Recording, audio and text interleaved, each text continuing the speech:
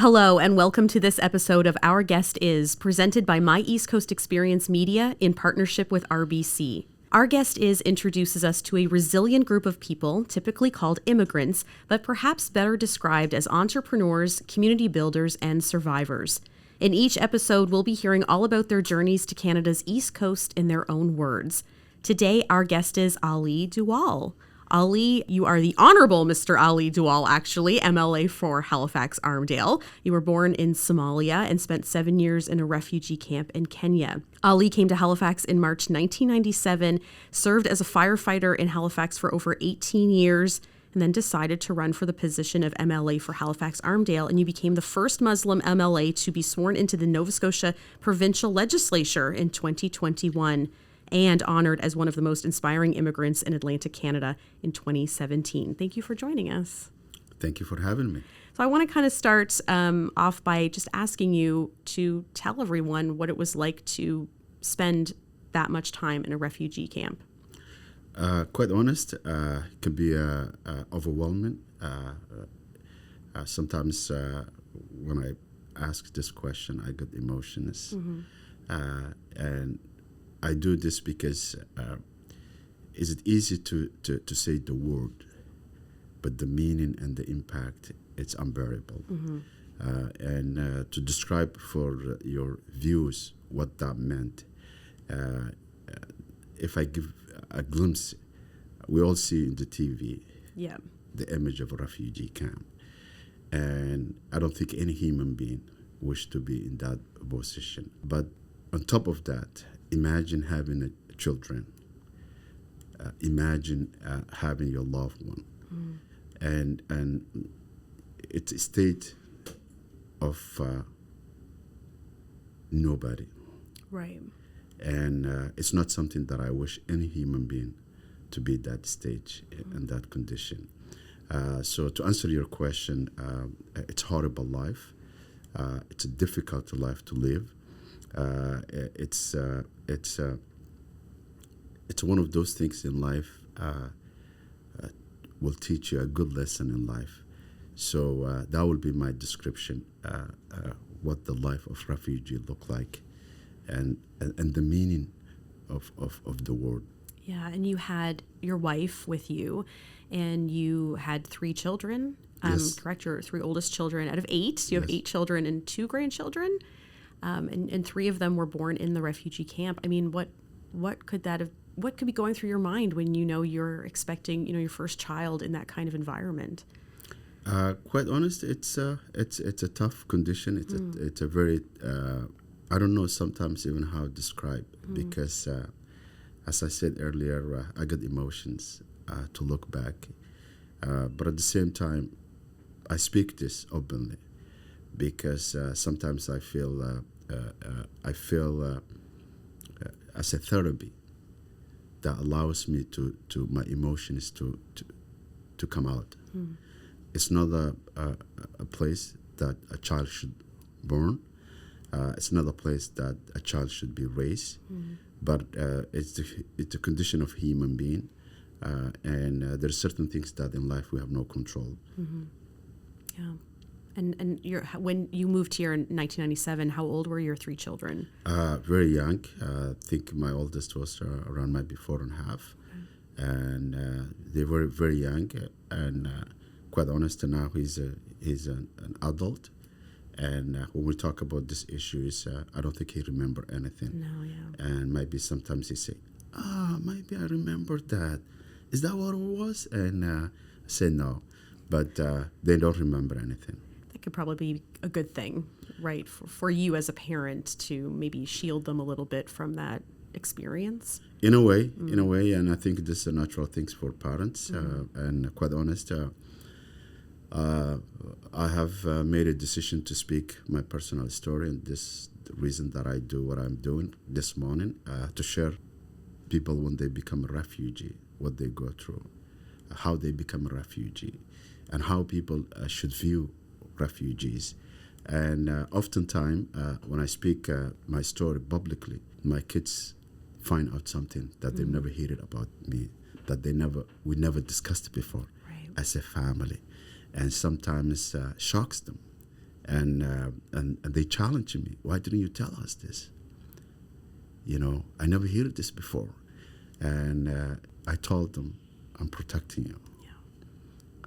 And I don't want you to bear what I have bear. I don't want you to know what I know. And it's your best interest, because it's a painful, it's not an easy story. And sometimes, they feel grateful, especially those who become an adult. And it's very, very, very, and I know for the fact, and I've seen this even in my own life experience here in Canada. You talk to a lot of people who their parents came here, and when you ask them, they'll tell you, yeah, my father came from Ireland, Scotland, Netherlands, World War II, or this disaster or that disaster, and just my father just telling me the story of my grandfather, and they never told us anything. Yeah. They never shared us with anything. And I say, yeah, that's what I'm doing it. Just to protect my own children. Not only protecting them, that maybe they can share your story with, their children, and their children can do so with their children, right? I mean, it's that inherent, passing on those, I don't want to say stories, Yes. but experiences, and then maybe allowing them to be grateful for what you've been through, to make sure that their life was, safer, Yes. and that they weren't, subjected to that experience themselves. True. Yeah. True. So you came to Halifax in March of 1997, and obviously Africa is a little different from Canada in terms of weather. So, I mean, what were you thinking? I mean, did you know anything about Atlantic Canada? Were you prepared for March in Halifax? Not really. I came here in March, and I was given my landed paper when I was in Kenya, and never here in my life before, Halifax, Nova Scotia. I felt, it's part of Canada, and made the decision to be ready no matter what. Having said that, I was shocked when I was landing in Halifax Airport. Imagine 1997 what Halifax Airport looked like. A very small, little, tiny airport. Middle of March. And as the airplane was landing, there was a snow cover everywhere. Yeah. I couldn't even see the building. And it was just keep going down and down and down. And I had this imagination of, you see the images of Toronto and Vancouver and Montreal, big buildings and skylights and all this. Nothing is happening here. I just see snow and snow. And, and I said to myself, yeah, I'm going Siberia. And I said, yeah, I'm ready no matter what happens. We landed and come out with a small little tiny building, and I saw the luggage area. Somebody was holding my name, and I recognized, yeah, I'm a place. Somebody's waiting for me. That's my name. And the person greeted me, and he was a taxi driver. Okay. We get the taxi, and he drove 5 minutes, and I had the expectation. Most of my understanding and my knowing a city, most of the places that I knew, the city was the airport was middle of the city. Yeah. And I was just 5 minutes, just snow, trees, and just Where snow. am I? And I would say, where am I going? And I couldn't say any word of English, but I tapped the taxi driver who was sitting beside me, and my kids and my wife in the back seat. So I said, wave my hand. We all have, this international language, body language. So I said, where's the city? Wave my hand. He looked at me, just say this. I said, okay. Another 5 minutes. And I said, no, now I'm getting agitated. I'm not sure where this guy's taking me. I have no clue where I'm going it. And I repeat again. And he responds same. Then I decided, you know what? I come from Somalia. I come from Africa. I seen life and death I'm ready, whatever this guy's taking me. And we come across Dartmouth. And I saw, small little houses just beside the road. And I say, okay, there's a place here. Civilization. There's people here. The first time that I feel comfortable was when I was crossing McDonald Bridge, that I saw high-rise building in downtown. Yeah. That's when I said, here I am. I'm a place. I'm a city. I'm safe now. So that was my first experience in Halifax, Nova Scotia. In a way, it was a blessing because this was my destiny. And I'm grateful for this city. This is where I raise my children. This is where I make my life. This city is a part of my life that shaped me as a human being. So I do have that shocking experience, but also I do have that blessing and joy being here. And earlier when we were talking about life in the refugee camp and you mentioned feeling like a nobody, did that change for you when you moved here to Halifax? And did it take a while to feel like you belonged here, like you were somebody, that you were part of the fabric of Halifax? Quite honest, I said this before, I was a nobody, and I'm somebody today. Good. Oh, well, yes, of course. What I mean by that is I was a place, nobody cares about me. I was a place that I didn't have any identity. I was a place that I was not safe. Here I am.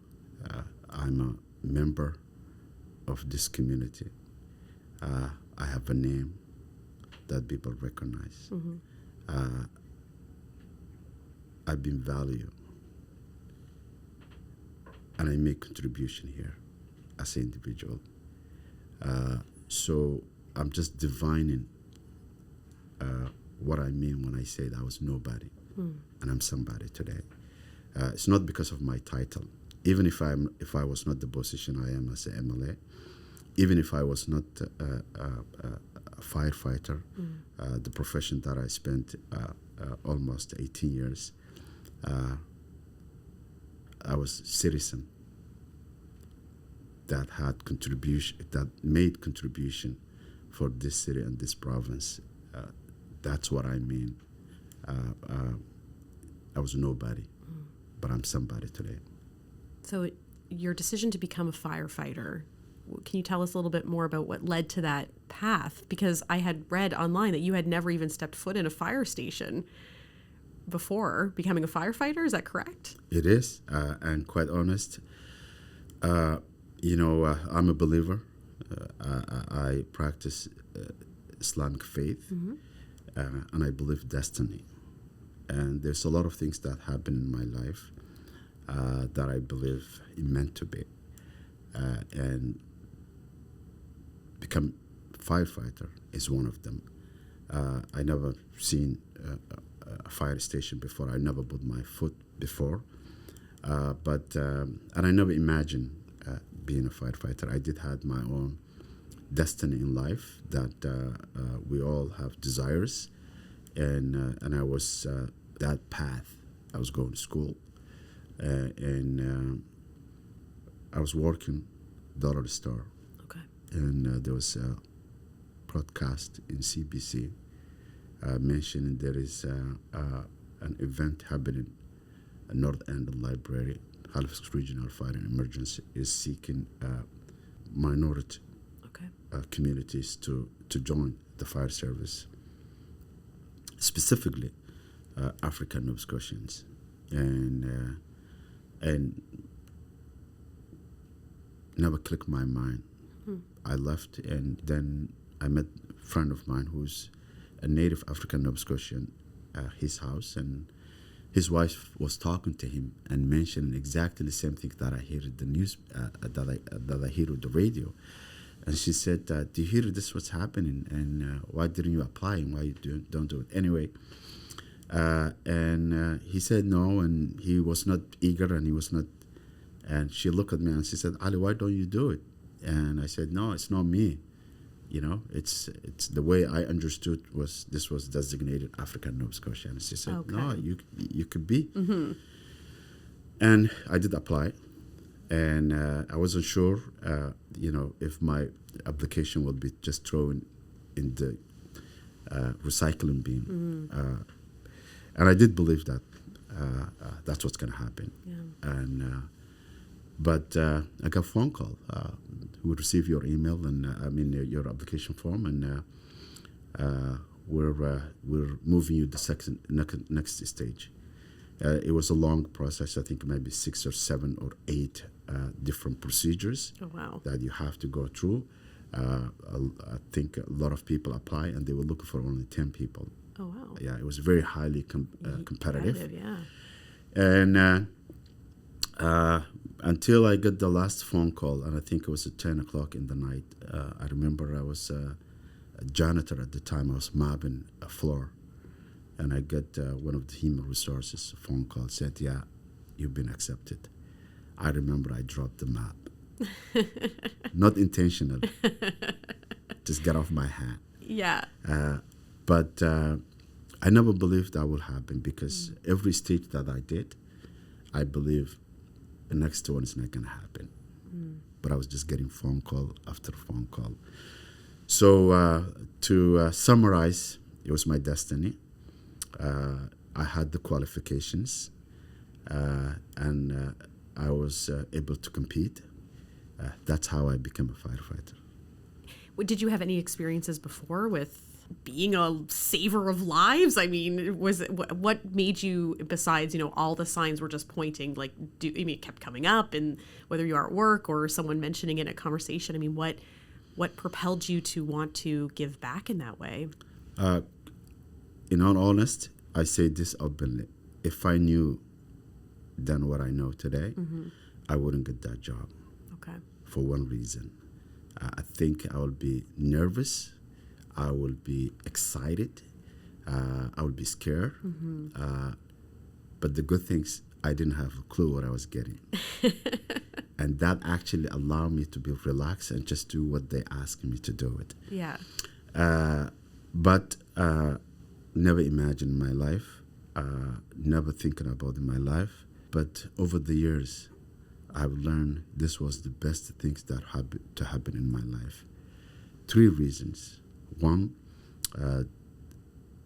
this job offered for me everything that I could imagine to sustain my family. Secondly, it's a job that creates an environment that you feel you're part of family. I have colleagues that I believe, I can carry their life, or they can carry my life. And number 3, I could not find a better way that I can give back this nation than willing to go that dark room. Oh, yeah. And to not to come back. Yeah. So in other words, I felt this was the best way. The gifts that I received this nation and this country and this city, they could know a better way to give this service. Totally. I mean, you're risking your life for other lives, whether they are your colleagues or, total strangers. And it's beautiful. It happens. It may not happen every day, but it happens. It happens, and I was ready. So to answer your question, this was one of the best things that happened for me. And what was it like being in a fire hall with a bunch of burly local Halifax guys? I mean, were they very welcoming? Were they, did you have any challenges at first, or was it just smooth sailing? Quite honest, I don't shy away to say this. This province, in this country, this city, we do have historic dark side in terms of racial issues. I don't shy away to acknowledge this. and Halifax Regional Fire is part of that history. But it was not something unique for Halifax Fire. Yes, there is historic. Yes, there is incident that took place, even during my time. But I really believe, and I was lucky enough to be part of those people who have the will to make a change. We come from a long way. I became an active member, become a members of outreach committee that led me to become a diversity and inclusion officer that responsible any racial issues or any community issues. And we made huge progress, and we have changed a lot of things, whether it's policies or procedures or how we reach the communities and how we deal with communities. So I've blessed. I have a lot of colleagues that I was very close to, that I was spending 24 hours. Yeah. And you can hide one day 24 hours. You can hide the second day. But I guarantee you, the third day, the third shift, who you are, no matter what it is, it's going to come into the kitchen table. Yeah, I thought you were going to say that. Yeah. That will come in the table. So I made a lot of friends. I make a lot of brothers and sisters. I can actually say this. It has both sides, good and bad. But I will enjoy the good pieces. There is a family aspect in the fire hall. There's a friendship aspect in the fire hall. And actually also, this also brotherhood and sisterhood actually become natural for me. And I can say this to you, even when I go outside of Nova Scotia, around the world, I've seen time to time when I see fire hall, just walking in. I've heard that. Yeah, just walking in, just knock the door to say, I'm a firefighter from Halifax, and game over. Yeah. I'm just, I'm not different than anybody, and this fire hall is not different than when I was in Halifax. Yeah. Same story, same people, so it's a very interesting profession. I can say that. And by the way, there's people actually do this voluntarily. Yes, I have a friend that volunteers for, I think he's crazy. But it's such it is a beautiful profession, in that there's a beauty to putting yourself in that position, whether any first responder is putting themselves in that position. And there is that beauty of what is happening in your mind, what you feel in your heart, and putting the two together and knowing there's risks. But I think judging on your past experience, especially, refugee camp and being in Somalia, I mean, about risk, what it takes, and it's in your heart and in your head, and you're blending the two together. And from being a firefighter, you went into politics. I mean, what put you in that path now? Quite honest, same thing. I've never imagined going politics. I never prepared for. I come from a community-oriented advocacy mindset. I was active in my community, even though sometimes I don't know how to define that community, because I'm a Muslim, I'm a black, I'm a refugee, I'm a newcomer, I'm a Somali, Halagonian, so sometimes which community I'm talking about, but all of them, it's one for me, because all of them, I'm a part of all of them. So I'm active in all of them, and no matter what side that I am. So because of being active in the community and have that advocacy, what matter those communities, I was able to learn how the structure works, the three different level of government, and who does what. Secondly, the community allowed me to grow as a human being, as a leader. People allow me to be a position of roles, whether it's a chair or president or the director. Even within the fire, when I was a diversity and inclusion officer, the fire chief was my boss. And there's so much ranks in between. Yeah. But I have that direct relationship with the fire chief and advise him the issues that are matter, diversity and inclusion. Outside of, my religious space, I was member of the board of directors of the Ummah Mosque. My children, their school, I was member of the board of this school. I created a youth program that I ran St. Andrew Community Center almost 12 years. And I was the founder, and I was the volunteer, and I was the cleaner. All of them. Yeah. So all those things shape me who I am. And because of my involvement of the community, I was asked to run office. And I was hesitant. Probably last 4 years. And I was hesitant because I felt I was not ready. I was hesitant because I invest in the fire service all my life, and I haven't reached my peak of retirement. I think 2 years ago, there was an incident that took place in London, Ontario. As you may aware, there was 4 members of the Islamic faith who were having a normal family walk. Somebody who have never seen these people, no idea who they are, made decision to end their life because of one reason. And that reason was 2 of them was having a piece of cloth in their head. Yeah. Because they were wearing hijab.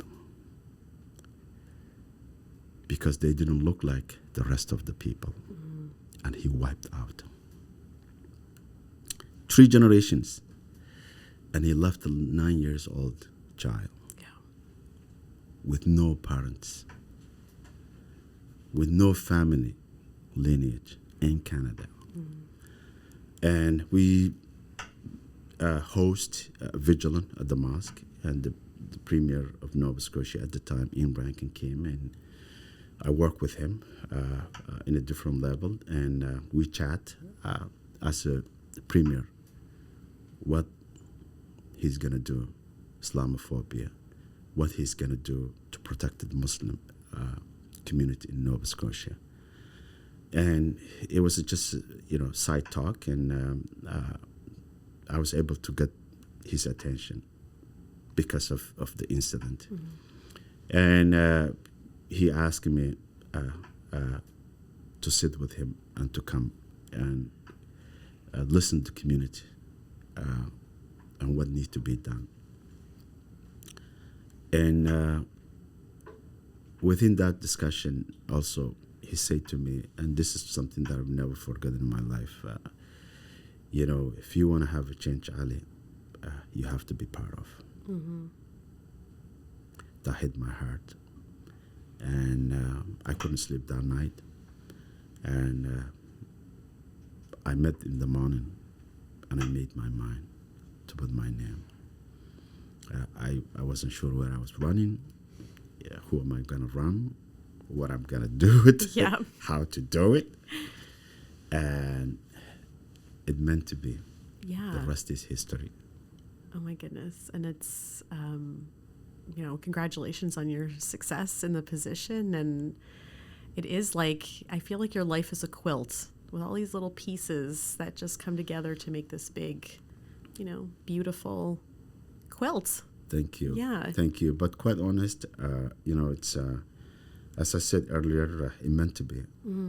But I give the credit for my community that allow me to be a position that I can be trusted in a leadership role. I'm grateful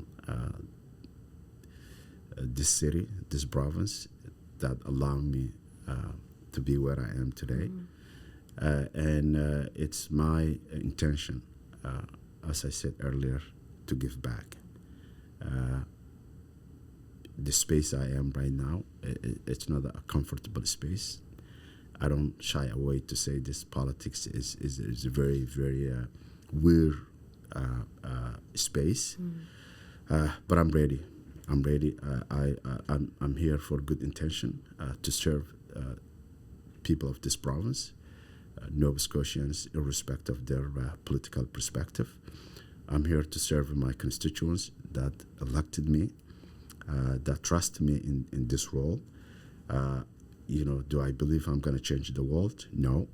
I know I'm a very complicated system, but I have the intention to do my best, whatever that best is. And we as a nation, before, we opened this microphone. We talk about, World Cup. Mm-hmm. And, we talk about how this nation changed people's life. And I'm one of those one. We have a young refugee individual who came here as a child, and nobody knew what this kid will offer this nation. And tomorrow, he will be the world stage, representing Canadian soccer team in the biggest stage for the World Cup.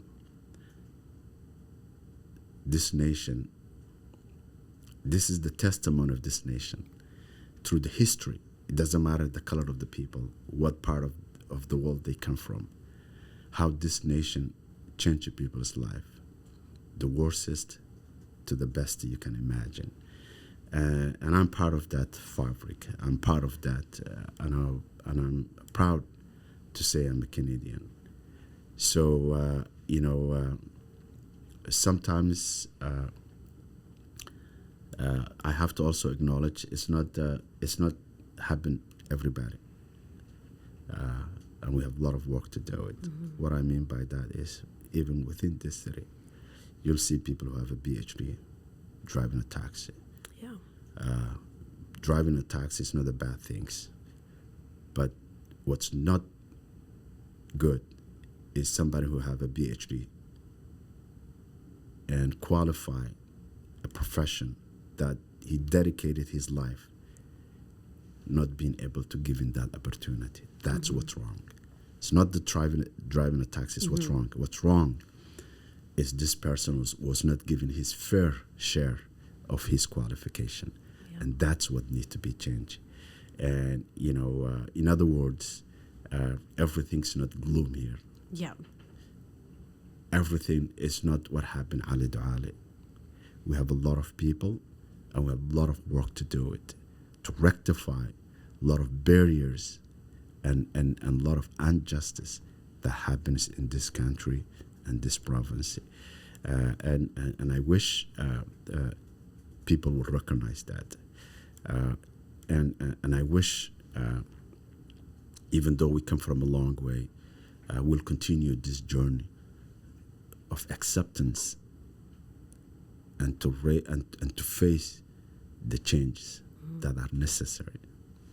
And representation is so important too, whether it's in politics or sports. I mean, if kids are growing up seeing people that look like them, succeeding and playing sports and being on that world stage, whether it is politics or athletics, I think is going to change those mindsets. Would you think that's important, is to have that representation? I think it does. And I think also it is some people, they may see this as a negative, but I challenge them.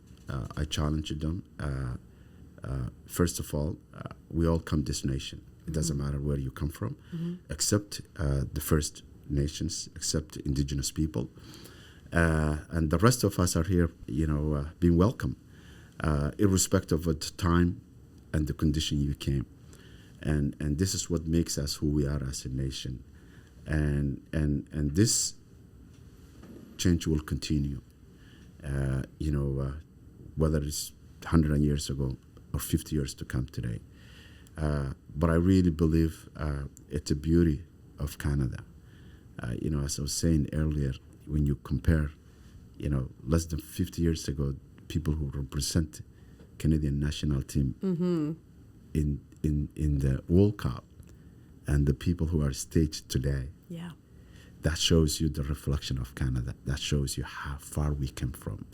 And it's a good thing actually to celebrate and to cherish. I know for the fact that there's people who don't believe this change and this diversity and this new emergent ideas. But I will tell those people, life continue, and it's our best interest to seek change. It's our best interest to look forward. It's our best interest to not stuck somewhere and to say, yeah, this is only what we know. And I will encourage those people to open your mind, allow other people to listen, their perspective, how they see life. And that's what makes us a nation. That's what makes us community. When we listen to each other, when we respect each other. And that would be my message. And I imagine that outlook that you'd like people to have would also just make an immigrant person coming to Canada feel welcome too, right? To have that understanding. And I can understand myself, I guess, a mental health issue for a lot of immigrants coming here, and not only your experience, which is traumatic, but just anyone of just leaving home and coming here and what to expect. What are they going to encounter when they come here? And what's your idea of encouraging a healthy, welcoming experience to make sure someone's mental health is protected? That's a good question. That is a good question. And quite honest, I will say, your listeners, just be somebody else's shoes. Just be somebody else's condition. Then thinking about if you were that person. Just imagine your ancestors, how they got here, who helped them, how they succeed. Just imagine this child and his future. Whether you like it or not, eventually these people will become your co-workers, your neighbors, your children's friends, your children's spouses. So what I'm trying to say is, whether you like it or not, it's happening, and it's happening organically. It's only you who are outside of that organic. It's only you who are questioning yourself, because basically you're questioning yourself. If you're not able to get along your co-worker, your neighbor, it's only you who will have the difficulties. So let's go back to humanity and just acknowledge each other. Let's have empathy each other. Let's have the courage to acknowledge each other as a human being. So what I will say is be mindful of your actions and your words. Be grateful what you have. Because when you do that, you'll recognize those who doesn't have what you have. So that will be my message. When you look at your children and now your grandchildren, and knowing what life could have been like for them if you had stayed in the refugee camp, Somalia, Kenya, what do you see in their eyes? Quite honest, it's a very challenging question because I cannot predict my children's future. But what I know is they get the best of the best, whether their parents, their mother and father, the place and the community that they've been raised, and also the opportunity that's available for them. So I always, encourage my children and wish the best, but it's their destiny. May Allah bless my father. I don't think he will ever have a clue. I've been sitting with you today, somewhere called Canada, and doing broadcast. Yeah. I don't think. I didn't know until last week. So what I'm saying is, nobody knows the future. But I think all those elements are available for my children. And I wish the best for them. I wish every refugee child, every refugee parents to have this opportunity. And I'm only grateful every day that I'm alive. I'm only grateful every opportunity. So, my children are not different than any other children in this community. Some of them struggle, some of them do well. But I think we as a human being will have our own destiny, and I hope they will do well. What advice would you give someone who is considering moving to Atlantic Canada? You know what? To be honest, we got Canada's ocean playground. So if you are somebody enjoys the water, here you have it. We as a community, this is not my testimony. We're very laid back people. Just we chill, just enjoy life. So if you like to be chilling and enjoy life, you got it here. Yeah. I like that. Yeah, we are pretty easygoing, I guess. Yeah. So and I think it's even though there's we've seen a lot of things in COVID,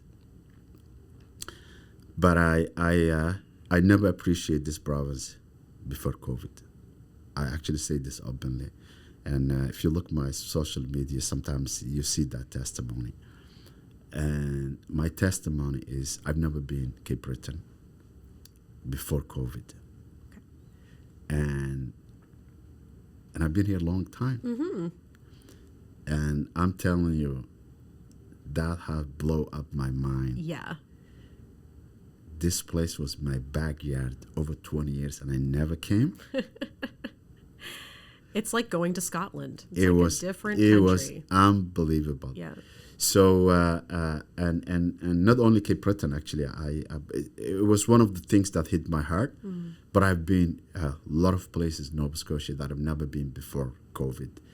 Not because I didn't know, because I never had that exposure. Most of the time I was living away, going outside of the province to look joy and vacation and what have you. But I'm compelled now. I'm compelled here. Now you're chilling. Yes. You're laid back. Yes, I am. Thank you, Ali, and thank you to everyone joining us today for this episode of Our Guest Is. If you don't want to miss the next episode, make sure you subscribe. You can find us on myeastcoastexperience.com, Spotify, Apple Podcasts, Google Podcasts, Stitcher, and YouTube. Plus, don't forget you can follow My East Coast Experience on Instagram, Facebook, Twitter, and LinkedIn. Thanks again, and hope you join us for our next episode.